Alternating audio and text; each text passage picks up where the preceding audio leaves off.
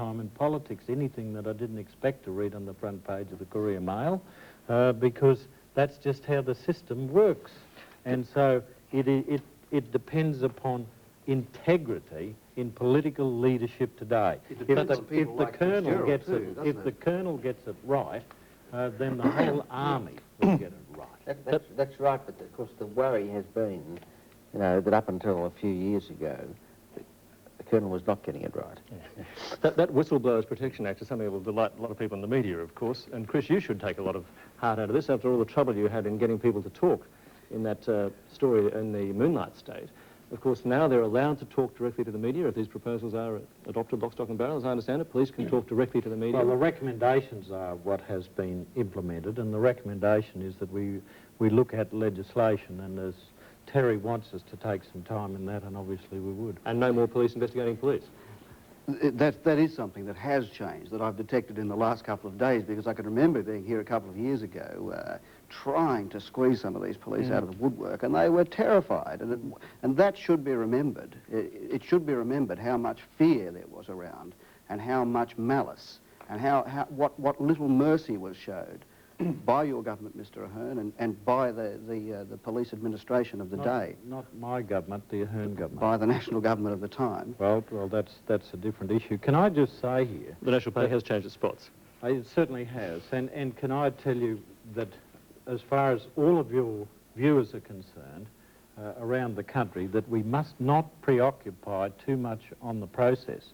Understand accountability is not an end in itself.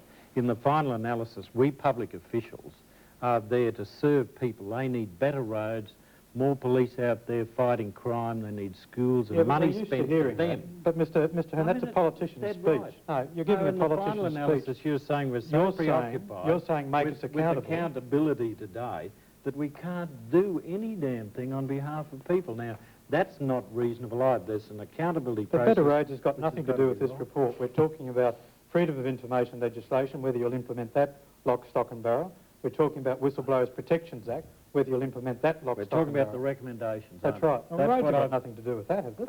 That's what I'm saying. There ought not be a total preoccupation with the process to such a point where governments are not able to do anything for people. Now, that's a nonsense too, and that's something the average Aussie out there wants to hear. Get on with helping us. But you're not suggesting that implementation of the Fitzgerald recommendations will stop you from governing, are you?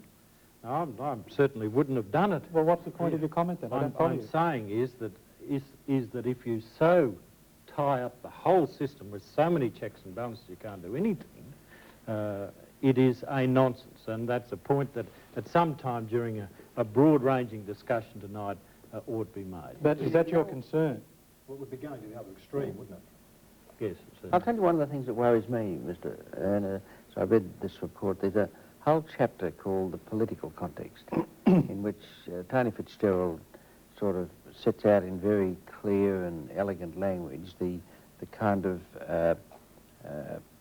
things that ought to be understood under the Westminster system, all the conventions and so on. And it just seemed to me that it was a devastating reflection on the government that preceded your government. The fact that he felt the need to do it. That he felt the need to do it, and that he had to set out what Queenslanders were entitled to believe their government already knew and acted on. And you know, the fact is that the former Premier of this state had no concept of the separation of powers. Nor did his cabinet. At all. Nor did his cabinet. He didn't sit in cabinet by himself. Well, nor did his cabinet. I accept that, Terry, but I'm making a point about him, and he had absolutely no understanding or wish to understand the concept of the separation of powers. Mr. Ahern's saying all that's changed now, though, that the National Party has changed its spots. I wonder at the grass level, though, Chris, where you've been sticking your redoubtable snout still, I know, how much have things changed there? I mean, is there still a lot of graft and corruption going on down there? I think that Fitzgerald scored a direct hit on the bridge of police corruption, but I think the engine room is ticking over, and it'll tick over probably forever, but it's certainly not full steam ahead, to persist with the metaphor. But I'm a bit worried that I think the forces of evil in the police force are building their defences at the moment, as they've constructed very, very well in New South Wales. One thing about cleaning up police forces in New South Wales. It's meant that it's caused them to construct better defences. That process is going on, I believe, right now. So Fitzgerald won't end police corruption. That document won't end police corruption. I think there's a bit of a war going on right now, and we'll have to wait and see who wins. One thing he does get... We've been stayed. I would agree that there is still a problem here, but we've been waiting for this mechanism to come in place to really wage war on it. And I think we will be better equipped to wage war on it now. One area that he says that everyone has to look at is the decriminalisation of various areas of traditional graft, like casinos, gambling, SPs, prostitution and so on. How's that going to go down in the National Party? I think finally in the recommendations there, if you've had a chance to detail study them, he didn't actually come up with a recommendation. No, he didn't say it should be decriminalised. He said they should be looked at. He said there was an expectation there that they would recommend, and he was not prepared to do so because of the associations with organised crime, and has suggested that there should be further review, and we've agreed on further review. It's a tough one. Is that a bullet that he should have bitten? Legalise everything and then the problem is solved. Not necessarily so. The experience elsewhere is that you may just franchise it. Is that a bullet that he should have bitten, do you think? Anyone feel? No, I don't think that he can be criticised for not biting it. I think that rather the strength of his report is a recognition that he, as the head of a team, can only do so much, and I think that's a very strong point. It reflects the point I made earlier, that we, as individuals, should not become instant overnight experts on this report.